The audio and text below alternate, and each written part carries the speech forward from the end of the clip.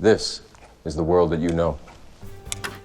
Star Wars and The Matrix are undeniably two of the most popular movie franchises of all time. Seeing as how there's just such a following attached to each one, and just so much analysis and over-examining done to both of them, they're almost too big and too dense to correlate to one another. I mean, the ramifications of Star Wars and The Matrix actually being linked would cause people's heads to explode. A discovery of this magnitude would have people losing their minds or rioting in the streets. But I've got news for you. It's true. No, this isn't just a random theory video that tries to vaguely connect two popular titles to try and attract some views. There's a legitimate interweaving between Star Wars and The Matrix that fans just haven't really picked up on. It's almost surprising that this theory isn't more popular or more talked about. It's kind of uncanny how many similarities there are here. There's the Force, the Chosen One, and a slew of other parallels that we'll dive into. Above all else, I find it most fascinating that both franchises focus on the concept of equality. That's the ever-constant, overarching, always-present theme here. The balance between good and bad, light versus dark, man versus machine, good versus evil. They even mention in the last two Matrix movies that Smith is the counterpart of Neo. The Matrix is simply trying to find an equal balance between the two. It's an equation, just like the Force in Star Wars, which is always trying to do the same. Smith can multiply because he's always trying to match up evenly to the power of Neo. The same could be said for the Force, which always has less people on its side, but there's constantly a balance between sides regardless. Now, before we dive in too deep on the parallels and comparisons, there's one enormous Easter egg that I want to lead things off with. It's a moment that takes place in 2002's Star Wars Attack of the Clones, and it's the basis of this entire theory. Early on in the movie, Obi-Wan and Anakin end up in a weird bar called the Outlander Club. They're on the hunt for Zam Wesell. What? Wesell? Wesell? The assassin who made the attempt on Padme's life. They stop into this weird futuristic-looking nightclub that looks like it serves tiny $26 drinks in Manhattan. As they approach the bar, a man discreetly asks Obi-Wan if he wants to buy something called death sticks, whatever the heck those are. Honestly, the sheer fact that bars work the same way in this futuristic galaxy is a bit disappointing. I mean, why do people hang around the same place where you're supposed to order from? There should be an ordering location and a separate socializing area. That's how bars should work. Ugh, this torments me to no end, but it's also completely besides the point. So this rando creep offers Obi-Wan some sketchy dead sticks, right? To be fair, it's a pretty forgettable moment in an otherwise pretty intense scene. Things get interesting when we dig a bit deeper though. That nightclub sketchball at the bar is played by an actor named Matt Doran, who looks eerily familiar. You know him? A quick IMDb search reveals that he also plays the character of Mouse in The Matrix, which came out 3 years prior in 1999. It's not a massive role, but he is the architect of the Red Dress program, which is designed to distract Matrix newbies with a beautiful woman in a bright red dress. She shows up in training simulations to mess with new recruits and teaches them the dangers of the Matrix by maintaining eye contact and pretending to be interested in them. It's a very tricky, layered, Matrixy type of move, and Mouse is the mastermind behind it. I wrote that program. Okay, so the same actor has a minimal role in two popular movies. Big whoop, right? If it ended there, I'd agree that isn't much of a foundation to build this theory on.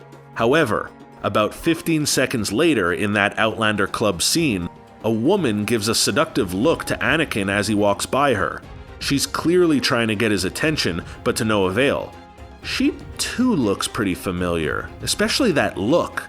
That's because it is the woman in the red dress from The Matrix. It's the same person.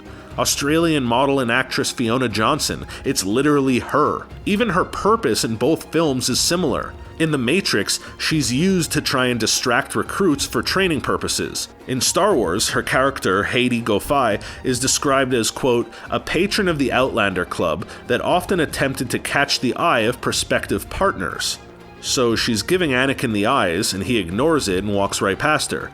It just goes to solidify his dedication to Padme, and also his Jedi-like focus. He walks right past her without getting distracted, just like the red dress protocol. Finally, when they're sitting at the bar having drinks, you'll notice that on the counter in front of Obi-Wan, there are 2 drinks. One is red and one is blue. The red pill in the Matrix signifies an awareness of the Matrix, which is coincidentally the drink that Matt Duran's character was sipping in Star Wars. The blue pill signified a blissful ignorance and unawareness of the Matrix, which is the one that Obi-Wan gulps down. So was this just George Lucas slipping in a fun little Easter egg? Maybe both those characters share an agent or something, and this just happened to be a coincidence? Or does this mean something deeper? That the entire Star Wars universe is actually just a false reality that exists within the Matrix? Star Wars is just another line of code added to the simulated reality. Mouse was simply paying a visit, along with the woman in the red dress, to a long-forgotten reality they came up with a while ago. You know, I wrote that program. I'll pause for applause now. Thank you. Wait, I just want to remind you guys to subscribe to Screen Rant and to make sure that you turn those notifications on. If you're on mobile, just go into your YouTube settings and turn on mobile notifications. Okay, now back to the simulation. I mean the video. Think about it. It would completely explain the powers that the Jedi have. In the first Matrix movie, you can see Neo doing all sorts of crazy stuff inside the Matrix. That's because it's the Matrix, and nothing really exists unless you believe it. It kinda goes by Space Jam rules, like when Michael Jordan dunks the ball from half court to win the game, because he realizes that cartoon rules apply in the cartoon world. That's another theory for another time though. By the end of the second Matrix movie, we see Neo doing almost all the same type of stuff, only outside of the Matrix. In a way, he's just using the Force. He can stop bullets much the same way Kylo Ren can stop a blaster, because the Force is simply an equation made up by the machines in order to equalize the power inside the simulation. He didn't really escape the simulation, he just went to another layer of it. It's said by the Oracle and the Architect that Smith is part of the equation because it's constantly trying to counterbalance the power of Neo. The Force is constantly trying to equalize itself as well, as mentioned time and time again throughout Star Wars. That's what makes Neo and Luke Skywalker such paralleled characters. Neo is touted as the first person to use his powers outside of the Matrix, so as a result, he's the very first user of the Force. Even when he's blinded, he could still somewhat see, because he can see the Force, because it's everywhere, remember? Surrounds us and penetrates us, it binds the galaxy together. The Force is literally the fabric of the simulation that they're in. Neo didn't actually leave the Matrix, he simply escaped to another layer of it, a reality where he's able to harness his powers and actually become the first Jedi. Fast forward to a time in the future in a galaxy far, far away, and boom, we've got Star Wars. It's simply the evolved version. So now that we've established the groundwork for this theory and explained how these two sync up, let's theorize what that movie would look like. How would it go from the Matrix all the way to Star Wars? What happens after Matrix Revolutions that brings us all the way to Episode 1, right? Well, here's our theory. After the Matrix ends, the machines and humans decide on a peace treaty. Earth isn't really habitable anymore though, especially not with all the humans suddenly being woken up. Instead, the machines give humans the option to leave Earth and go find a new home somewhere out there in the galaxy. Humans spread out far and wide searching for a new place to set up societies. They find a whole slew of different options. Some are more Earth-like, while others are more jungle-y or mostly desert. This is the foundation of the Star Wars universe. The seeds are planted, and then it's just a matter of waiting for things to develop. Whoa. All this considered, a crossover is actually really possible.